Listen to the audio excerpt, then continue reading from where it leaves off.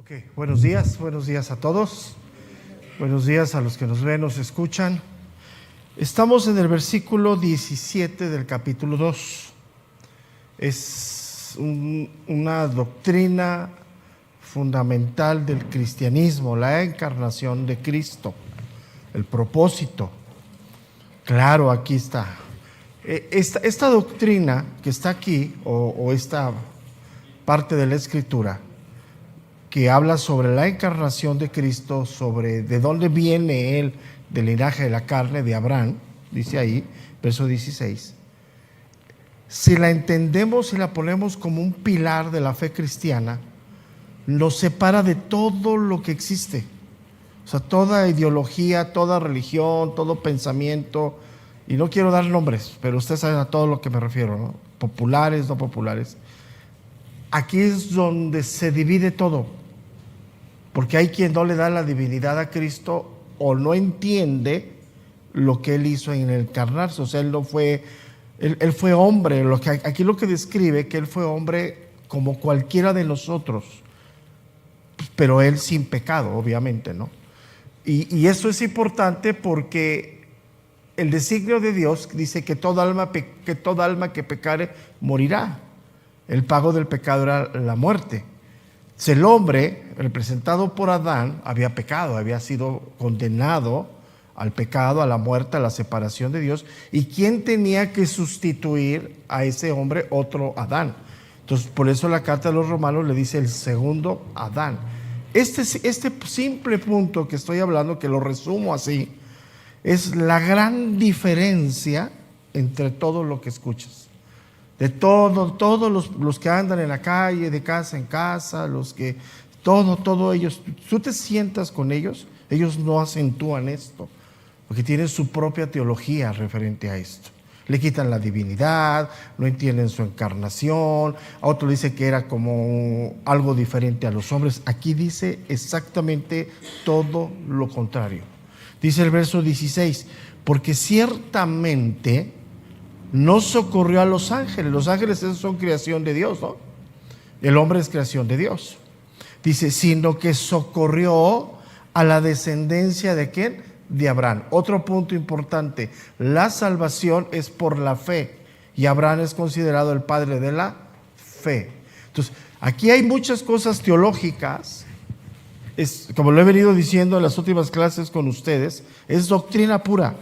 O sea, cuando nosotros entendemos plenamente esta doctrina, la afirmamos en el corazón, nos diferenciamos de todo, porque eso es fundamental. ¿Sí? Por eso el escritor de Hebreos, siendo una persona consciente de lo que se estaba viviendo en ese tiempo, pone ese fundamento. Entonces, ¿por qué Abraham? Porque ¿a quién le dio Dios las promesas dadas a los hombres? La promesa que le había dado a Adán, Abraham.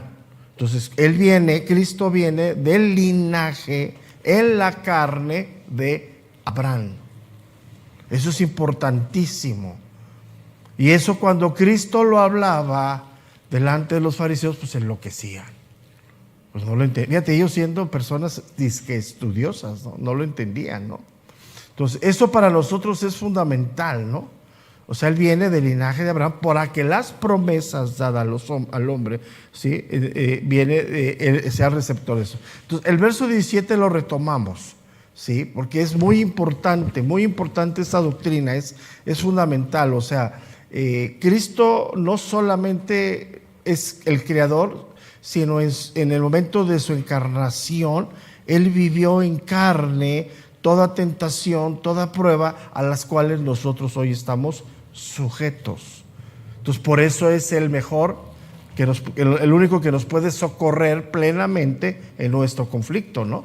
Entonces, aquí en el verso 17 empezamos a hablar de algo que es fundamental en el cristianismo ahora para ti y para mí. Habla de dependencia de Dios. Es algo fundamental. Yo debo de aprender a depender de lo que Dios nos ha provisto. ¿Qué nos ha provisto a ti y a mí? Dios, el Espíritu Santo, en el momento de nacer de nuevo. Eso es fundamental. O sea, yo puedo seguir caminando como creyente como yo quiera, pero voy al fracaso, definitivamente. Pero si yo aprendo, si yo me someto, si yo tengo sumisión, tengo humildad en el corazón para ser guiado por el Espíritu de Dios, pues tengo la garantía de llegar al final de la ruta para mi vida, que es la salvación eterna, ¿no? O sea, todos vamos al mismo camino, pero vamos a llegar de diferente forma, ¿no? Algunos los vamos a adelantar muriendo y otros a lo mejor no mueren, y cuando venga el Señor, pues todos tendremos el mismo fin, que es la vida eterna. Entonces, verso 17, vamos a reafirmarlo, dice: por lo cual debería ser en todo semejante a sus hermanos. La palabra semejante significa llegar a ser similar.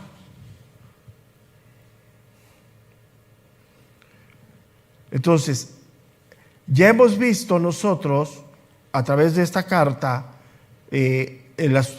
lo que implica la sustitución de Cristo, ¿no?, en nuestro lugar.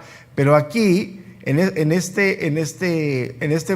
primera parte del versículo 17, lo que el escritor de Hebreos hace es la eficacia de su encarnación. O sea, ¿a qué me refiero? Él lo va a socorrer en todo lo que venga a nuestra vida, tentación, prueba, porque Él también lo padeció físicamente. O sea, todo lo que, si tú hoy en tu corazón has sentido angustia, pues Él también sintió angustia. Cuando tú sientes dolor por una decepción, también Él lo sintió, ¿sí? Pero recuerda esto, siempre hay una separación enorme entre Él y nosotros. Él sin pecado, siempre. Siempre que hablamos de Cristo, hablamos del Santo de Dios, sin pecado. Él fue concebido como ser humano, como persona, pero sin pecado. Y sabemos perfectamente todo eso, ¿no? Entonces, al momento que Él se hace hombre, ¿sí?, Él toma nuestra naturaleza. Por eso aquí dice, semejante a sus hermanos. O sea, somos semejantes todos sentimos, todos nos enfermamos, todos nos cansamos. O sea, el pecado nos abruma a todos, ¿no? O sea, pero a Él el pecado le vino, la tentación, pero Él fue suficientemente capaz de salir adelante, ¿sí? Entonces, esa es la manera en que aquí contemplamos la encarnación de Cristo, ¿sí?, que Él vino a ser plenamente semejante, igual, idéntico a cualquier ser humano. Y era necesario que eso sucediera porque para cumplir, anótala ahí, la justicia de Dios. O sea, sigue vigente: en toda alma que pecare, esa alma morirá. Entonces, para cumplir esa justicia, para hacer el equilibrio de algo que es impresionante en la persona de Cristo, la gracia de Dios y la justicia. O sea, la gracia de Dios aplica a la bondad de Dios hacia los hombres, y la justicia de Dios aplica su carácter santo hacia los hombres. Pero en Cristo se pudo completar perfectamente las dos cosas sin agredir ninguna de la otra. O sea, en Cristo no es más gracia que justicia, ni más justicia que gracia. Se cumplió cabalmente. Por eso hoy nosotros somos justificados en su gracia. ¿Sí? Eso es importante. Estoy hablándoles de doctrina fundamental. Si esto el Espíritu les revela, les hace entender esto, su caminar con Dios va a ser diferente. ¿Por qué? Porque yo voy a entender que el que pagó ese pago perfecto, que no me hace deudor, pero tampoco me pone como una persona diferente o mejor, es lo que Cristo hizo en la cruz. O sea, soy exactamente bajo el nivel de la creación de Dios. O sea, Dios hizo a Adán a su imagen y semejanza. No lo hizo superior, ni lo hizo pecador, y lo hizo eternamente. No lo hizo Dios. O sea, cuando Dios creó a Adán no estaba en el plan de Dios la redención, la salvación, pero el propósito era que Adán viviera eternamente con Dios. No había el plan. El pecado hoy vino a ser la separación, que es lo que entonces. Eso es bien importante, ¿no? Para nosotros. Entonces, por eso aquí el escritor de Hebreos lo pone como el sumo sacerdote. ¿Qué es un sumo sacerdote? Es un hombre consagrado al servicio de Dios.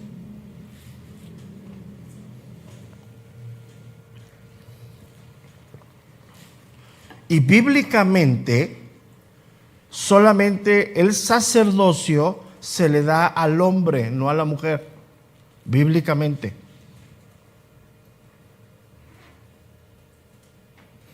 Y el sacerdote representaba al pueblo.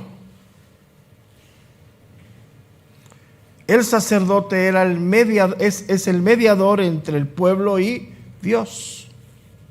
Estamos hablando de Aarón, ¿no?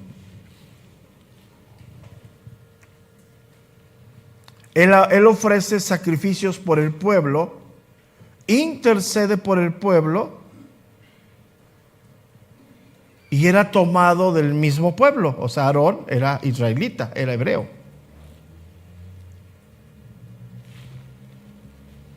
Por eso Dios preparó un cuerpo para su hijo. Por eso lo puso en el vientre de María.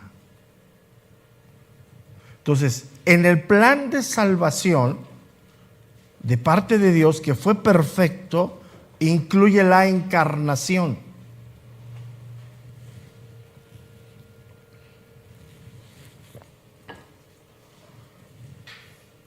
Entonces, estamos hablando de la gracia de Dios para salvación de los hombres y de la perfección del Evangelio. El Evangelio, en cuanto a la salvación, es perfecto, no tiene ninguna duda, no se equivoca.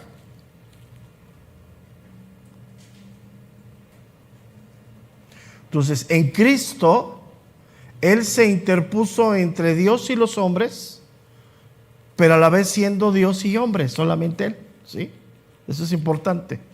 Aarón y todos los sacerdotes eran hombres, se interponían y tenían que ofrecer primero sacrificio por ellos mismos. Cristo no lo hizo. Él fue el sacrificio perfecto, una vez y para siempre. Ya no hay más sacrificios por hacer. Ya se cumplió la justicia de Dios. O sea, perfecta, equilibrada.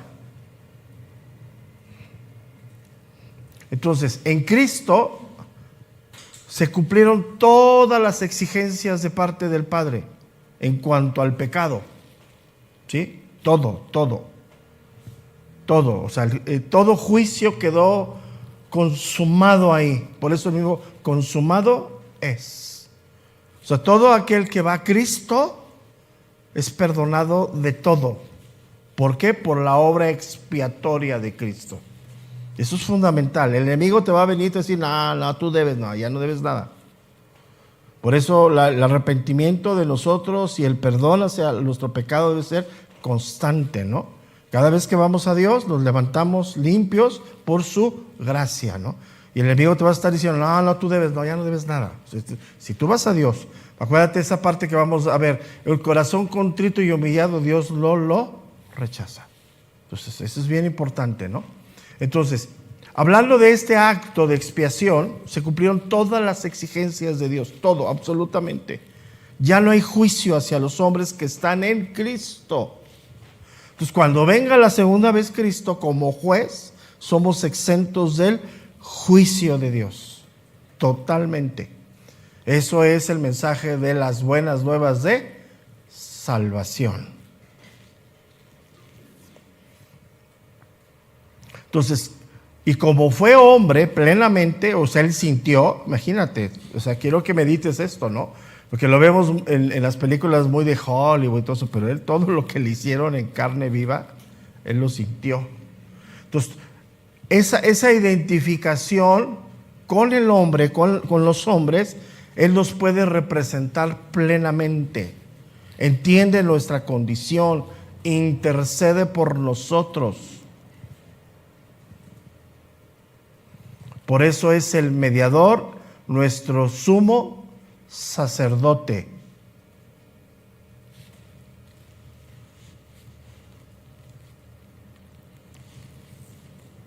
Por eso dice el verso 17, mira, vamos a leerlo. Por lo cual debería ser en todo semejante. Todo. O sea, si tú sientes temor, sí, él también sintió dolor, sí, pero siempre hay que separar esa parte. Tú y yo tenemos pecado, él no. Entonces eso es una gran separación, ¿no? Entonces, Cristo fue humano 100%. Insisto, esto que estoy hablando desprende de muchos pensamientos filosóficos que hay por ahí rondando. Muchos dicen, no, no fue humano, fue como que un marciano. Pues piensen lo que quieran. O sea, él fue humano, fue ser humano plenamente. Sentía hambre, sentía frío, cuando caminaba, por eso cuando llegó con la samaritana se sentó. ¿Por qué? Porque estaba cansado, ¿no? O sea, humanamente. O sea, cuando tú tienes cansancio, o sea, volvemos al mismo punto, tenemos que aprender a depender de Dios. O sea, hablando en el hombre, o sea, el hombre que depende de Dios es el hombre interior, no el exterior. El hombre interior es el que depende de Dios y es el que empieza a gobernar el exterior. O sea, tu carne va a ser débil. O sea, que me entiendes. O sea, si tienes una enfermedad, vas a seguir con la enfermedad. Tienes que ir a lo natural, a tomar una pastilla para que te quite el dolor de cesera que traes, ¿no? O sea, porque ya oré y ya Dios me va a quitar. No, tómate una aspirina, no sé, es tan espiritualoide, ¿no? O sea, ¿sí me entiendes, no? O sea, ¿quién se fortalece en Dios? El interno. Pero si gobierna el externo, te cansas, claudicas, te equivocas. Y eso lo vamos a ver ya en Romanos y lo vamos a ver aquí en el primer bloque, regresando de vacaciones, del capítulo 3. Va a coincidir. O sea, lo que vamos a empezar en Romanos 12 va a coincidir con Hebreos 3. Hazte cuenta que si yo planeara juntarlos, no me sale. Romanos 12 empezamos dentro de 8 días. Hoy no, mañana no. Mañana terminamos Romanos 11, pero empezamos Romanos 12. Y aquí, cuando lleguemos a Hebreos, ya el último final, ¿sí? Dice el verso número 6 de capítulo 3, verso número 6. Pero Cristo como hijo sobre su casa, la cual casa somos nosotros, si retenemos firmes hasta el fin la confianza y el gloriarnos en la esperanza. Ahí cuando lleguemos es la segunda advertencia, que se llama perseverancia. Si tú no perseveras en Cristo, te vas. Decía mi papá, en la casa del jabonero el que no cae, resbala. Y allá en el mundo si no caes, resbalas. Sencillo. Entonces por eso es bien importante. Entonces, regresamos donde estamos. Verso 17, entonces, dice ser en todo semejante. Entonces, la humanidad de Cristo, anótala ahí, fue auténtica, perfecta. Tenía 2 ojos, 2 oídos, 10 dedos, 5 en cada mano. Cuando no tenía alimento en su panza, tenía hambre. ¿Se ha de haber enfermado de gripa? Sí, también. ¿Sí me explico? O sea, esto es algo que no entendemos, ¿no? Porque sí, o sea, es Dios, pero era humano. El que anduvo entre nosotros caminando era una persona. Entonces, todo eso es importante, ¿no?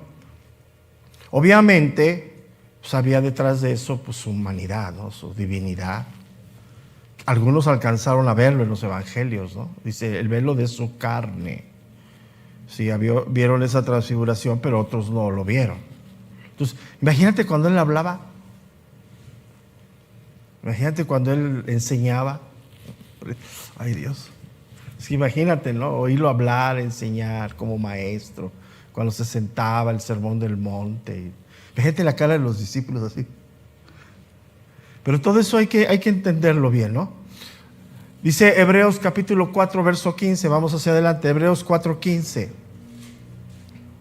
Dice, porque no tenemos un sumo sacerdote que no pueda compadecerse de nuestras debilidades, sino uno que fue tentado en todo según nuestra semejanza, pero sin pecado. Entonces quiere decir que nos socorre, nos ayuda a Cristo. ¿Qué es lo que nos ha dado como instrumento para guiarnos y tener esa comunión con Él? El Espíritu Santo, el hombre interior, aquel que no ves en el espejo, pero que sabes que está en ti. Porque nadie te puede confirmar eso fuera de Él mismo, ¿no? El Espíritu de Dios da testimonio a nuestro espíritu de que somos hijos de Dios. O sea, por fuera estamos decadentes, ¿no? O sea, esa es una realidad. Pero tú sabes, si eres nacido de nuevo, tú sabes lo que estoy hablando, ¿no? Entonces, sí, cierto. Yo sé cómo el Espíritu me habla, yo sé cómo el Espíritu me inquieta, yo sé cómo me despierta en las noches cuando... Tú sabes, o sea, y eso nadie aquí en esta tierra te lo va a enseñar. Eso solamente tú y Dios. No te voy a decir lo que me habla a mí, cómo me habla a mí, pero nada más. Entonces, cuando tú dejas de escuchar eso, ¿quién gobierna? Tu carne. Y vas directito, así como salieras caminando de aquí a la terraza, se acaba la terraza y te avientas. Pero estás orando para que Dios saque la mano y te agarre. Ándale pues. Ahí me avisas. Ahí me avisas cuando, si llegas al hospital, ahí te vamos a ver. ¿Qué sentiste? ¿Cómo sentiste la mano del Señor? No es que abrió la mano y me caí entre los dedos. No, es normal, pero así está la iglesia.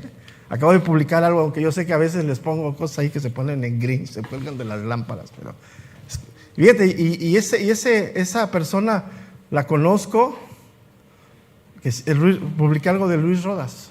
Ahí está. Ahí va. Bien, lo que sacó el día de hoy. Ok.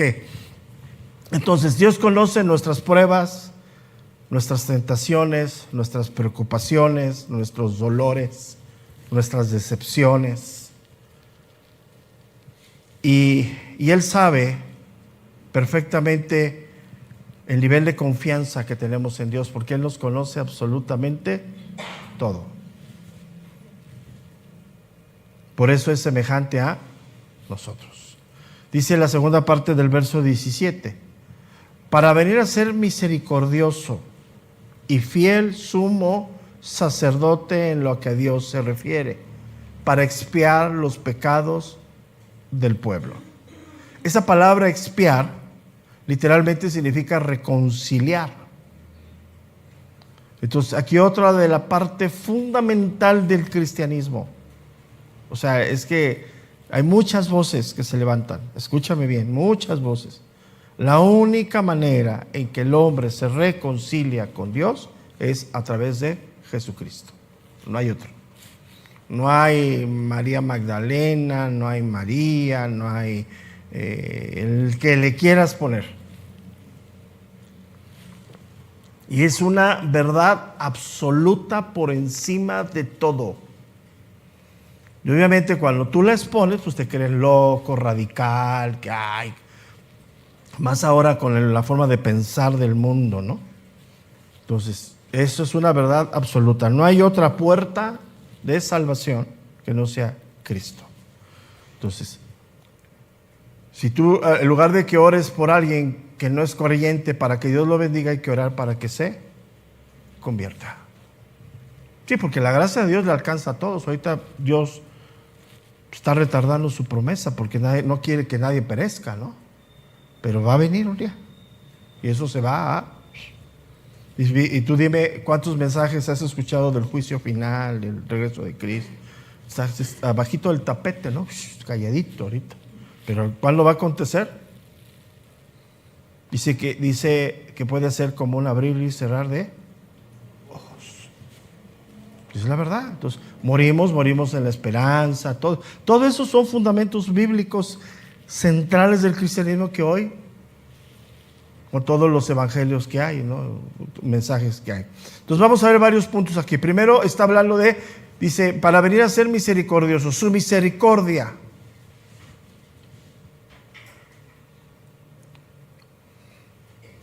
La misericordia de Dios siempre va dirigida hacia los hombres, porque la misericordia implica indignidad. O sea, nosotros somos indignos de recibir el favor de Dios, y la única manera en la cual lo vamos a recibir es su misericordia. Nadie puede decir yo merecía ser salvo, O sea, todas esas doctrinas son basura, sí, de que Dios tiene un gran plan para ti, es pura misericordia de Dios. Y mira, con esa misericordia no nos devuelve conforme a nuestras maldades, porque si Él nos midiera por lo que somos tú y yo hoy, ya nos hubiera consumido. Y eso, una de las cosas es que el hombre no se siente pecador. Y la iglesia se siente como no tan pecadora, así como que soy medio bueno, ¿sí? ¿Por qué? Porque somos pecadores, perdidos totalmente. El pecado si quieres anotarla ahí, nos hace inútiles para Dios. ¿Sabes lo que significa inútil? Algo que no sirve. Y nos hace merecedores de la ira, del juicio, no de su amor y no de su gracia. Él tiene que aplicar su misericordia para ser receptores del amor y la gracia. Entonces, ¿cuál es la mayor expresión de amor de parte de Dios hacia los hombres? La cruz de Cristo, Calvario. Entonces, hablar del amor de Dios es hablar de la cruz. No hay otra expresión más grande de amor dada a los hombres que no sea la encarnación de su unigénito. Y Él vino y todo lo que hizo, lo hizo ¿por qué? Por amor al Padre y por amor a nosotros. Entonces, la misericordia es uno de los grandes atributos de Dios. Y es un atributo que Dios lo pone en práctica hacia los hombres.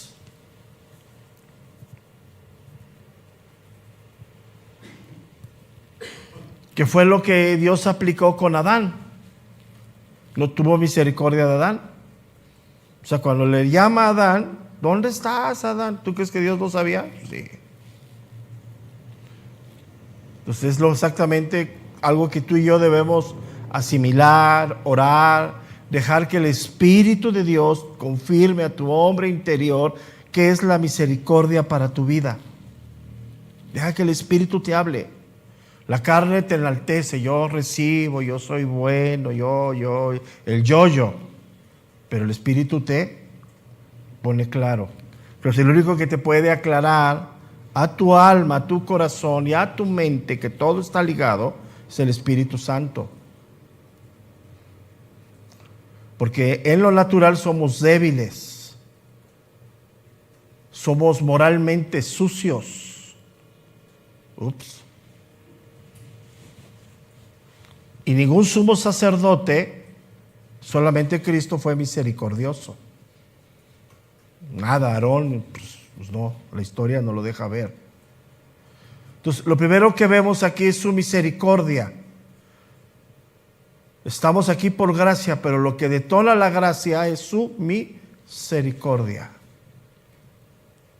Lo que nos hace receptores de esa gracia, de ese favor inmerecido, es su gracia, su misericordia. Entonces, todo lo que tú y yo tenemos es por su misericordia. Y así debemos caminar y vivir.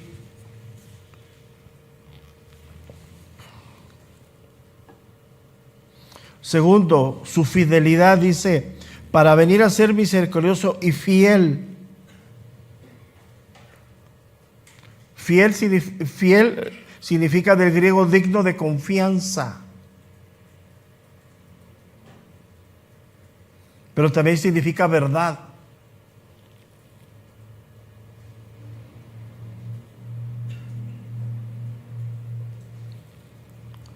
Pero fíjate, fiel sumo sacerdote en lo que a Dios se refiere.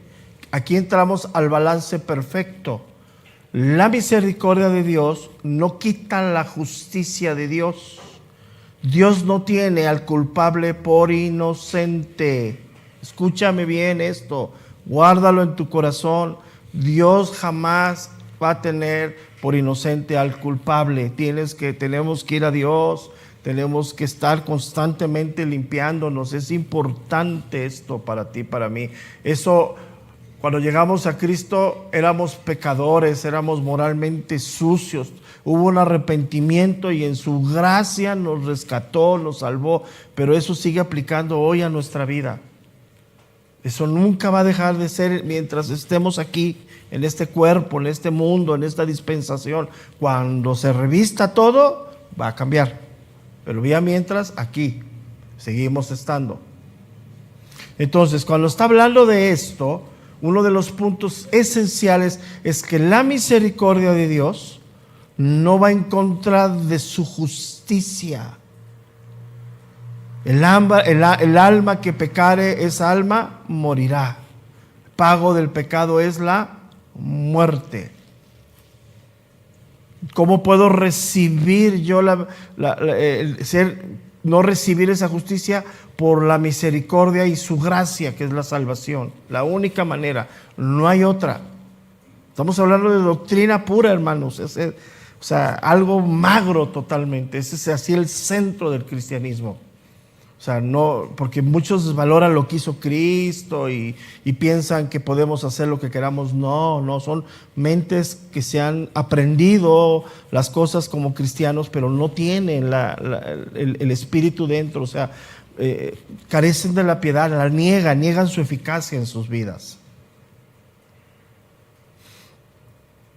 O sea, ¿qué quiere decir esto? Dios no, por la misericordia que nos tiene, no se ciega de nuestros pecados.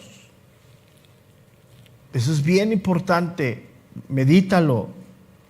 Esto tiene que cambiar tu vida personal.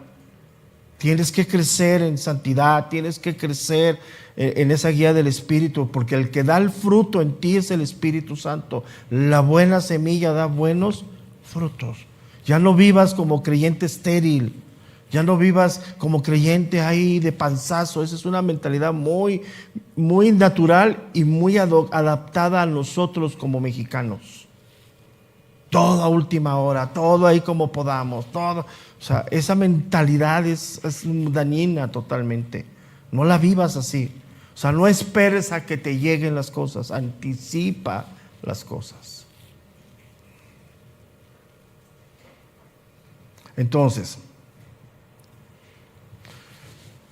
la misericordia de Dios no se contrapone con el carácter justo de Dios. Jamás, jamás. Y Dios muchas veces nos da advertencias. Y Dios tiene, anótala ahí, muchas exigencias para nosotros. Eso no nos gusta. O sea, el ser creyente nos pone en una condición diferente, pero también nos implica muchas exigencias de vida. No podemos amoldarnos al mundo. No podemos dejarnos de llevar por las corrientes de pensamiento del mundo. Y créanme, el mundo se está trastornando tremendamente. Tienes que escuchar lo que el mundo habla. Estaba viendo todo lo de matrimonios, de los jóvenes. Ya ven que hoy el concepto de perrijos, ¿no? Ya no quieren hijos, quieren perros. Bueno, están legislando, fíjate hasta dónde. Porque hoy los matrimonios que se separan y tienen un perrijo, pelean por la custodia o la guarda de ese perro o ese gato. Y ya están legislando leyes para eso. La gente voy a pelear con una por mi tortuga. Pero así está el mundo. El problema es que llegamos a la iglesia y estamos peor. Imagínate leyes entre abogados peleando por... Bueno, yo a mi esposo no lo daba porque sí lo quiero mucho. Pero dices, no inventes. A ese nivel. O sea, escucha. O sea, no diga, ay, el mundo. Escucha. Dice, Señor, ¿qué está pasando? La perversión a todo lo que da. Y las estadísticas no mienten. Hoy el único, los planes que se ha ido diluyendo, la familia. Hoy los jóvenes no quieren. Dicen, no, yo lo mío, mi profesión, mi ego, mis logros personales. Pues cuando seas grande, pues no sé qué vas a abrazar. Porque al final vamos a llegar a la vejez, aunque no lo queramos. Entonces, todo lo que encuentras en la Biblia en cuanto a advertencias y exigencias de Dios son vigentes. Escúchalo.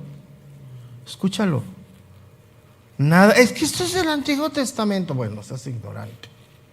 Todo lo que escuchas. Hay cosas que eran sombra y se cumplieron en Cristo, pero hay cosas que son vigentes y tienes que saber teológicamente que se cumplió en la persona de Jesucristo. Pero también tienes que saber que todas las exigencias siguen estando vigentes. La santidad del Antiguo Testamento sigue siendo vigente en el Nuevo Testamento. ¿Pero qué es la santidad? Vestirte, dejar de hacer, eso cualquiera lo hace. Venir a la iglesia el domingo, cualquiera lo hace. ¿Qué es la santidad? Entonces, cuando Cristo intercede por nosotros como sumo sacerdote, Él no minimiza las demandas de parte de Dios Padre que están escritas. Despojaos del viejo hombre y revestidos del nuevo hombre. Porque Él sigue siendo fiel sumo sacerdote. En lo cuanto dice, en lo que a Dios se refiere. Y está hablando de la vida del hombre, de su justicia, de su santidad, de todo eso.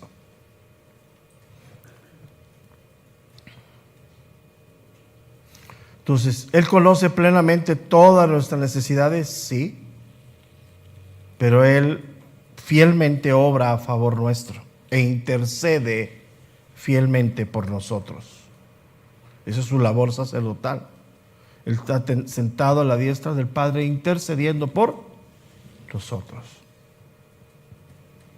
Entonces, la palabra de Dios es inamovible, es incuestionable.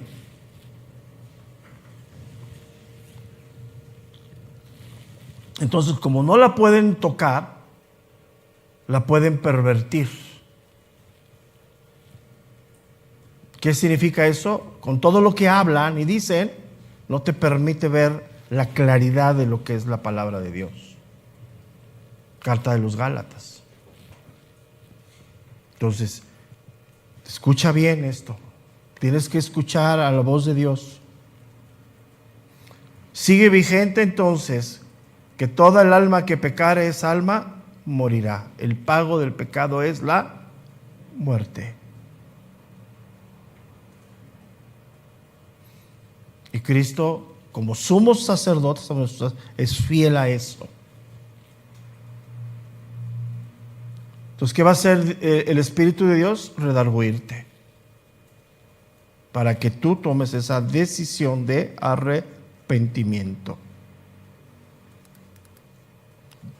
Entonces, su fidelidad, su misericordia no agrede la justicia de Dios, jamás.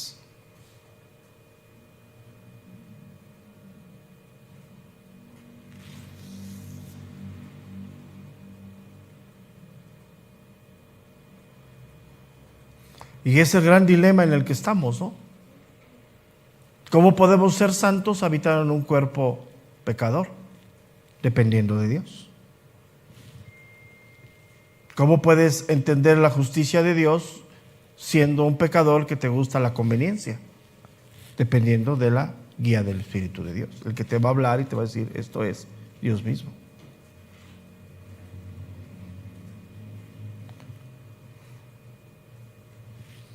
Y que utiliza el Espíritu de Dios para redarguirnos, para corregirnos, para instruirnos, la palabra de Dios. Ahí está todo.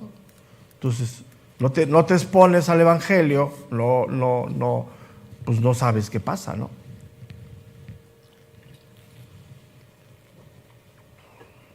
Entonces, esto que estoy hablando, anótala ahí, nos separa de todo.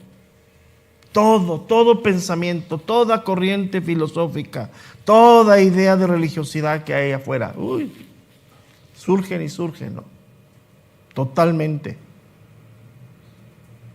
Porque el único que salva, cambia y transforma la vida de una persona es la palabra de Dios. Es el instrumento de Dios que utiliza hoy, el Evangelio. ¿Dónde vemos la misericordia de Dios? En el Evangelio. ¿Dónde vemos la justicia de Dios? En el Evangelio. ¿Dónde vemos las advertencias de Dios? En el Evangelio. ¿Dónde vemos las demandas de Dios? En el Evangelio.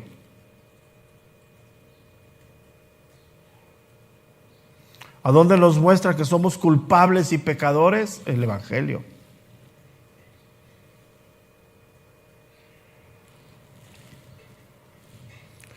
Número 3, la expiación.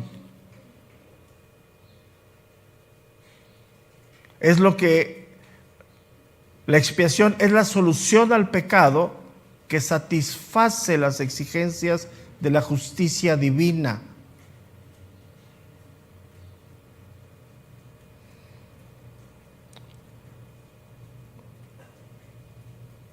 Y la justicia divina es recta totalmente. ¿Qué es la expiación? El pago.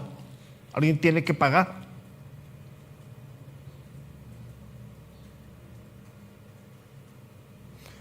Y solamente a través de la expiación o pago se extiende la misericordia de Dios hacia los hombres.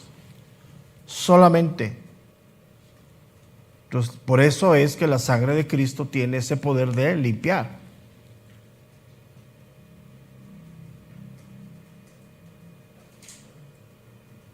Y la expiación no vulnera la fidelidad de Dios. Es el pago perfecto.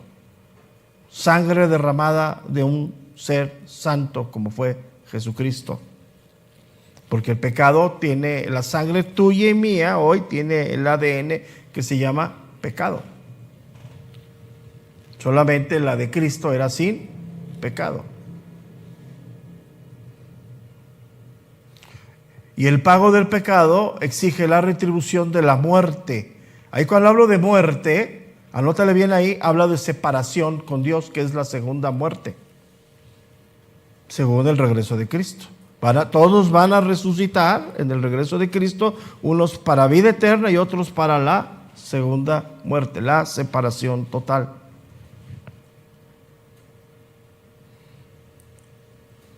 Entonces, el juicio de Dios es inalterable. Estamos, todos los hombres, todos están condenados a morir, a ser separados de Dios. Por eso no hay linaje, no hay salvación de linaje. Nadie nace siendo salvo. Fíjate, esa doctrina que la vemos tan insignificante, están diciendo que eres un Dios. ¿Quién es el único que nació sin pecado? O sea, ¿te fijas cómo la manejan como si fuera una doctrina así muy casual y que soy cristiano de cuna, bla, bla, bla? Estoy diciendo, soy como Dios. O sea, si yo soy como Dios, ¿para qué quiero a Cristo? Entonces, son doctrinas que han golpeado fuertemente. No. Todo hombre, desde el momento de su concepción, ese ser humano está en pecado. En su ADN hay pecado, ¿sí? Y está condenado a la separación con Dios. Ahora, si tú me explicas cuestiones de que si los niños cuando mueren, ya no nos metamos ahí, eso mira, son las cosas en Dios, ahí déjalas. Porque empiezan si fue, mira. Empiezan a buscarle la aguja en el pajar, pues ¿para qué? ¿No? Simple y sencillamente preocúpate si tú eres hijo de Dios. Y el que te va a confirmar eso es el Espíritu Santo, nadie más. Entonces, la única manera en que se satisfació la ira de Dios fue la expiación de Cristo, no hay otra. Había ira totalmente.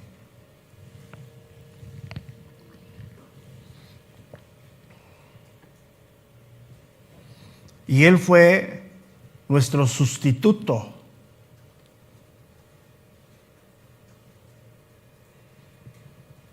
Entonces, la expiación es la eliminación de la culpa mediante el ofrecimiento de un sacrificio válido. La expiación es la eliminación de la culpa mediante el ofrecimiento de un sacrificio válido. Que ese sacrificio aplaca la ira de Dios y quita la condena. Pago del pecado es muerte. ¿Y quién se ofreció a sí mismo? Cristo.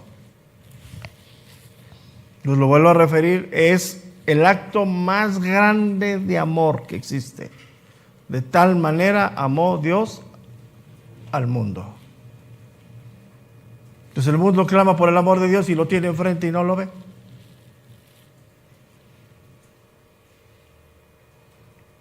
Entonces, al hacer eso, él hizo la orden perfecta del sumo sacerdote. Recuerda que los sacerdotes tomaban un cabrito y lo sacrificaban. Él fue la ofrenda.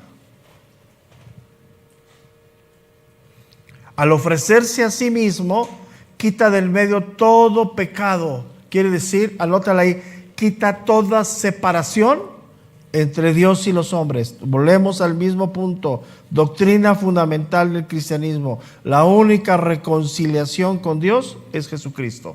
No hay más. Tú le hablas eso a un, no sé, se cuelga en la lámpara. Dice, no, es que... Y ya entran en una cerrazón. Ya no puedes discutir con ellos. No van a entender. Están nublados. A menos de que quienes les puede aclarar eso, pues el Espíritu de Dios haciendo la obra, ¿no? Pues de ahí salió Lutero y todos los reformadores, ¿no? O sea, no discutas con ellos. Dije, sí, ya. Pues, ¿qué quieres hacer? Que ellos traen ahí sus cosas bien fuertes, ¿eh? Y ahorita los testigos de Jehová están reformando su doctrina, ¿eh? Por eso andan en las calles como andan, ¿eh? Porque están reformando su doctrina. Pero pues quitan la divinidad de Cristo. O sea, para ellos Cristo y el Padre no son iguales, no son lo mismo, no es uno. Es el Padre y Cristo. Pero dicen que es el Salvador. O sea, mezclan. Y pues, si tú no tienes, ya te haces mañana testigo de Jehová, mano. Sí, no, es que son. Entonces, mira, mejor. Y les preguntas, no. Así es. Y de ellos, mira, una de las cosas que deberíamos de aprender de ellos es cómo defienden sus conceptos, ¿eh? Nosotros no defendemos eso. Verso 18, vamos a avanzar para ir terminando. Pues en cuanto él mismo padeció siendo tentado, es poderoso para socorrer a los que son, ¿qué dice? Tentados. La palabra padeció significa experimentar una sensación. O sea, él experimentó el dolor al máximo. Pregunto, ¿Cristo fue rechazado? ¿A ti te han rechazado? ¿Y por qué no vas a Cristo? Y te sientes la muñeca fea ahí en el rincón. ¿Me explico? ¿Te fijas? O sea, a él lo rechazaron, le dijeron que era hijo de cuando le dijeron que hijo de Belcebú, de las moscas se comen el excremento. Fíjate. A ti porque te dije monje loco ya no quieres venir.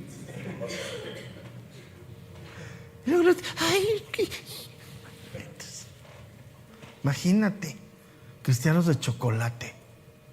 Es verdad. Ayer fui a vacunar a Calesi de la rabia y ese lugar tiene mucho auge de estética.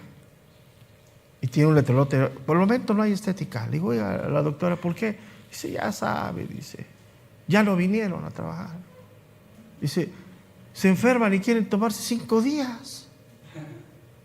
Le digo, no, dice, esa juventud. Le digo, sí, esa juventud de cristal el día de hoy. Dice, porque nosotros fuimos enseñados a trabajar. Es una señora como de mi edad.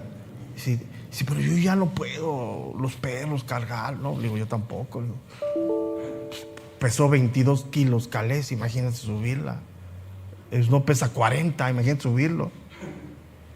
Entonces, es el mal que hay. Y eso viene de afuera, aquí también. Ay, es que me dolió la ceja, pastor, no voy. El mal, qué pena, ¿no? Pero cada quien. Pero abusados, porque volvemos al mismo principio. Una de las corrientes de pensamiento, no pasa nada. Dios sabe, Dios es bueno contigo. No te preocupes, Dios te conoce. ¿Seguro? ¿Seguro que no pasa nada? Bueno, espero que en 2, 3 años, 5 años, no me digas que no pasa nada. Porque si yo me parara aquí y te diera todo lo que sé de muchos que dijeron que no pasa nada y hoy como están, no me lo creerías. Mira, pero mejor. ¿Sabes por qué? Porque me cuido yo. Pues yo sí sé de muchas cosas, sus vidas, sus familias, sus enfermedades. Sí, sé muchas cosas. Pero mira, porque esa doctrina tuvo mucho énfasis. No pasa nada, todo bien. O sea, puedes hacer lo que quieras, mañana te sigues viendo con 2 ojos, 2 manos, 2 pies. Son como la enfermedad de la diabetes, silenciosa. Pero cuando llega, te llega. Yo te lo digo porque mi esposa es diabética. Y estar 2, 3 veces a la semana, ¿cuánto tiene de azúcar? ¿Cuánto tiene de azúcar? ¿Cuánto tiene de azúcar? Y esto, y la doctora, y las medicinas. ¿Por qué? Porque le digo, esto va a garantizar que puedas estar bien. No es fácil, pero son doctrinas que han venido así, diluyendo todo. Esta palabra padeció entonces significa experimentar una sensación. Y Él es bueno para socorrer todo. ¿Has sentido dolor, decepción? Claro. La palabra tentado significa probar, pero también significa disciplinar. También significa examinar. ¿Por qué Dios permite la tentación? ¿Para examinarnos Él o tenemos que examinarnos nosotros? Él sabe todo lo que hay en tu corazón y el mío. Él no necesita probarte. Pero nuestro corazón es ¿qué? Engañoso. Entonces cuando viene la prueba, la tentación, cuando te das, sale y te das cuenta. ¿Por qué menciono todo esto? Porque el camino que nos toca recorrer es un camino difícil. ¿Sabes por qué? Anótala ahí, porque es recto. Y tú y yo estamos chuecos. Por eso es difícil. Tú y yo rengueamos de un pie, ¿sí o no? El camino de Dios es recto y angosto. Y tú y yo estamos chuecos. Entonces, ¿quién tiene que corregir el rumbo para no salirse del camino? Nosotros. Jamás Dios va a diluir y va a bajar su nivel. Jamás. Y aunque tengas el Espíritu de Dios, sigues habitando un cuerpo chueco. ¿No nos ves? Entonces, el corazón es difícil. ¿Y quién conoce eso y quién está atento a eso? Es el enemigo de las almas, ¿no? Salte del redil y ¡pum!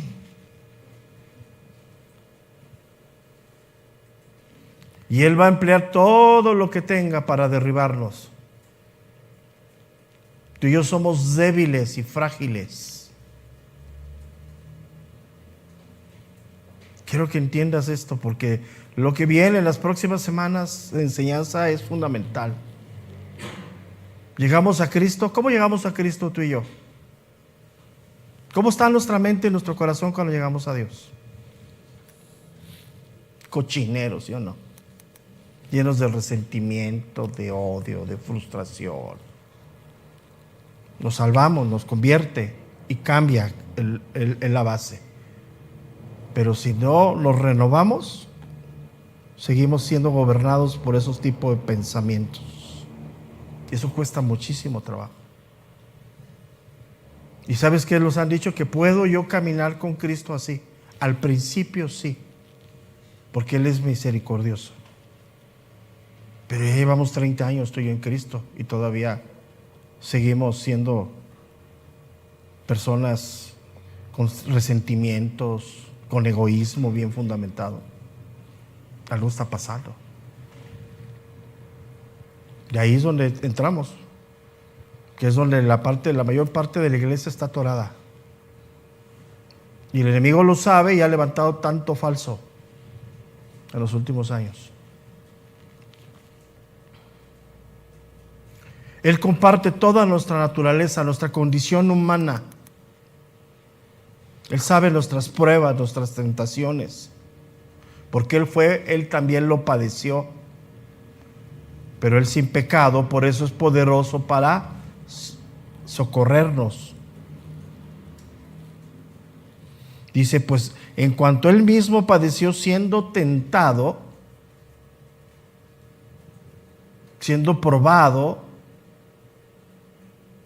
Él fue probado como hombre, porque Él no necesitaba disciplina. Él no necesitaba examinar su corazón, no había pecado en Él. Pero Él fue probado. Cuando Él estaba en el Getsemaní, ¿sabía lo que venía al otro día? Sí. ¿Y qué hizo? Tú y yo no sabemos qué viene mañana, ¿no? Pero sí sabemos que tenemos que estar guardados en Dios. Tu ser comparte nuestra naturaleza totalmente. Y Él nos comprende y es poderoso, y con esto voy a terminar, porque Él salió victorioso. Él es Dios sobre todas las cosas. Él no tuvo que caer para entender lo que es una caída. Él superó todo. Y la pregunta es, ¿y no vamos a Él? Fuerte, ¿no? O sea, Él no tuvo que mentir para entender que la mentira es un problemón enorme, ¿no? Y tú y yo hemos tenido que aprender cuando nos alcanza la mentira, que es un problemón enorme, ¿no? Ya, cuando estamos en el problema de la mentira, a muchos ya nomás nos queda el efecto avestruz, meten la cabeza en el suelo y parece que no pasó nada, ¿no? Pero Él no tuvo que mentir. Entonces vienen las advertencias y vienen las exigencias. Y ahí estamos luchando. Por eso el peor enemigo de nosotros, ¿quién es? Dale con el pecho así. Pero si te dicen que es Satanás, que está allá afuera, y un ente volador que fue y se metió en un cuadro de tu casa y te está... ¿Qué te metiste, hermano? Y vamos a ir a tu casa a hacer liberación de espíritus. Bueno, yo voy y nos invitas a desayunar, ¿va? Pues sí. Ay, Señor. Esa simple y sencillamente que acabo de mencionar es la gran diferencia entre Él y nosotros. Él salió victorioso en todo. La tentación que le hizo Satanás a Él fue totalmente cierta. Y Él dijo, no. Entonces, medítalo. Nos falta una clase para terminar el verso 18. Terminamos el próximo sábado y nos vamos a descansar un mes para regresar con todo a la segunda exhortación. Como buen regalo de Reyes, perseverar, mantenerte firme, sin fluctuar, dice, hasta el fin, en la confianza y gloriarnos en la esperanza. ¿Qué esperanza habla? El verso número 6 del capítulo 3. La vida eterna. Aquí todo se acaba. Se termina. Si nuestra vida es un suspiro, hoy estás, mañana fue. Ahora que eso no debemos de tener proyecto de vida, no, eso es otra cosa. Pero todos los proyectos de vida, ahora que vas a empezar a escribir tus proyectos para el 2025, como buen cristiano implicado del mundo, incluye a Cristo en todo. Que tu proyecto más grande sea crecer a la imagen y semejanza de ti, Señor. Y todo lo demás va a venir como añadidura a tu vida. Todo lo demás. Pero si tú ese proyecto no lo tienes, olvídate. porque todo lo demás flota y va y viene, se acaba, regresa. ¿Ok? Pues gracias, hermanos, si Dios nos da vida, nos vemos el día de mañana. Terminamos mañana el capítulo 11 de Romanos, para entrar como buen regalo de Navidad, capítulo 12 de la carta de los Romanos. Dios les bendiga, buenos días.